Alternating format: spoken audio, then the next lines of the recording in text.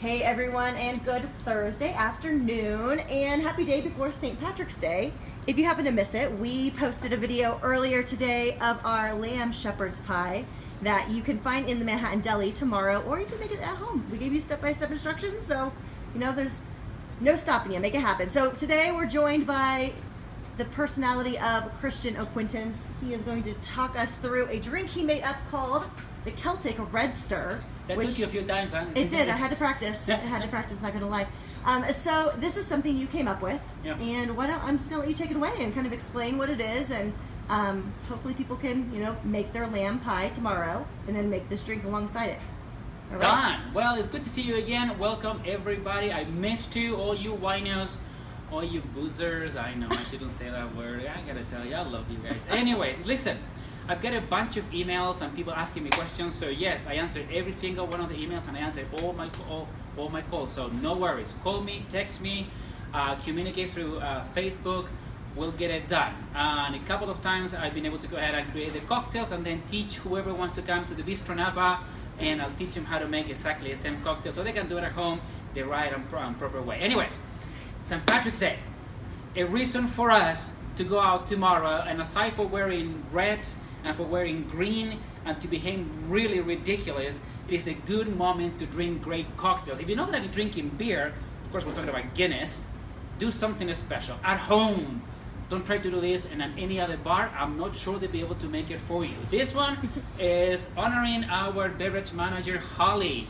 You met her before. She's our little leprechaun, Holly Buchanan. So if you see her walking around, she's a redhead and she's fiery, I tell you.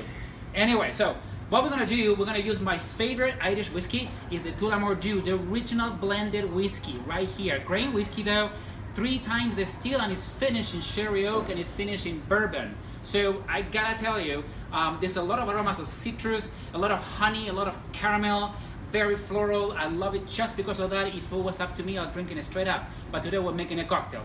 My favorite aromatic herbaceous liqueur, Benedictine. Yes, you can never go wrong with that. Again, you can drink it alone if you want to. And of course, Vecchio d'Amaro del Capo. Yeah, Italian, a nice Amaro in this day and age.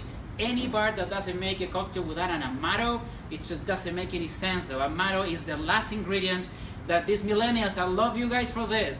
You're bringing it back to us, and we bartenders, we boozers, we love you to death. Bitters, yes, you have to. Grapefruit bitters, and of course, the greatest addition to the 20th century cocktail movement: fresh simple syrup and fresh citrus. If you don't have any of these components, just make sure that you go to Ben's. You can find it in Ben's Liquor. Anything that I'm showing you here today. So give me the proportions to make simple syrup at home again. We go through this every time. She really has trouble with this. Okay, so you grab yourself a container. Whatever measure the container is all okay. You fill that up with sugar, white sugar, all the way to the top, and you leave just a little space. Just think about 2.5 to 3 inches. Use your fingers over there on the top, and then you put really hot water. You take your time though. Don't just go ahead and pour fast, just little by little. Allowing the sugar to go ahead and just dissolve. Use a large spoon, a long large spoon, and just start spooning. You're looking for viscosity. You're making an enriched syrup. That's what you want to do, an enriched syrup. It adds viscosity to your spirits when you're using them as a component of a cocktail. You want to do that, It's all about texture. That's it? Fantastic, thank you. Let's do this! Okay. So the first thing we're going to do, we're going to create our sour, homemade sour, right? So we're going to go ahead and add just about 3/4 of simple syrup. There you go. And I'm going to say, if you have questions, feel free, write them as you're watching. I'll get them answered. Ask them to Christian as he's making the drink. Okay. You want to add just about 3/4 of lemon and just a little bit of lime. And I like to do that because I like my syrups really expressive. My sours, you always want to do that. Then I'm going to go ahead and add my Benedictine.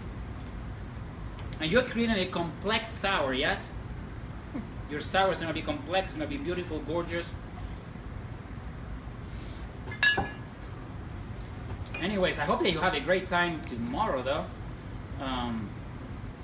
Right. We should take this down to all the guys watching March Mayhem in our racing sports book. It is busy down there, and we have to say, go Nevada Wolfpack. We're playing later this afternoon, so.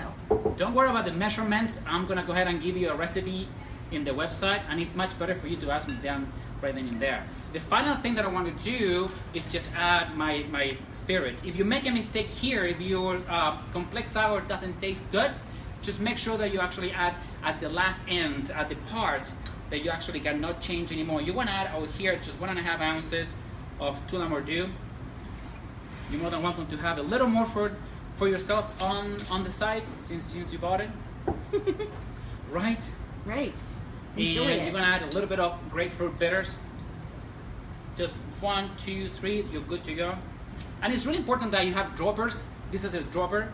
It helps you a lot when it's time to go ahead and measure. Your glass is always chill. This is a good glass, yeah? You're gonna use a Boston shaker.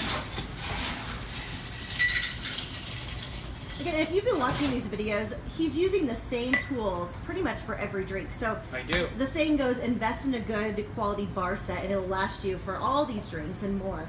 So what I'm using here right now is called the Insta Foamer. If you don't have egg whites or you're allergic to egg, go ahead and go to the internet called Insta Foam.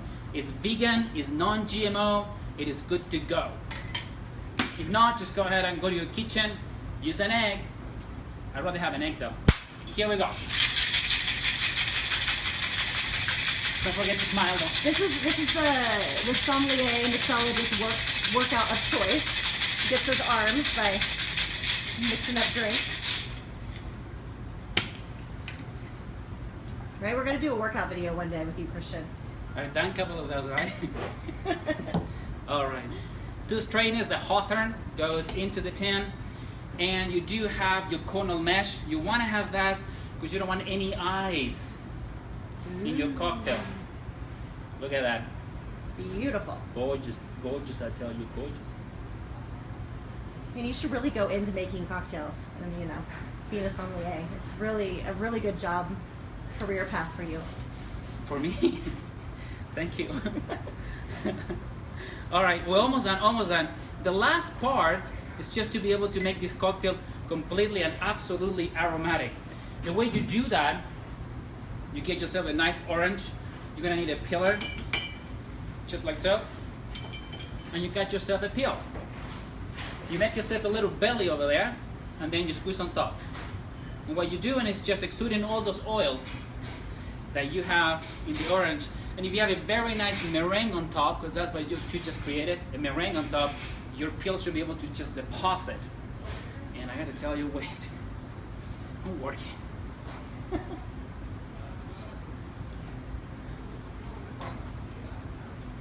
Try it. I'll give you the recipe. You're gonna have a great time. You're gonna impress everybody in your party. I guarantee you that. Any questions? Call me, text me, give me a message in Facebook. I'll answer all of them.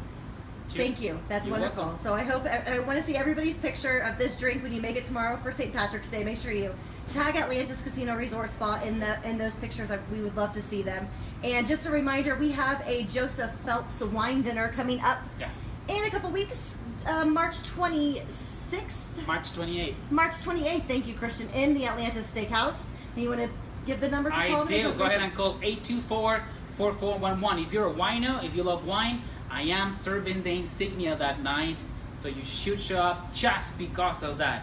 Absolutely fantastic, one of the top blends that we make in America today, and it's been that way for several decades. So there you go. Great. Thank you so much again, and cheers, everyone. Thank you so much for tuning in. We'll see you again in 2 weeks.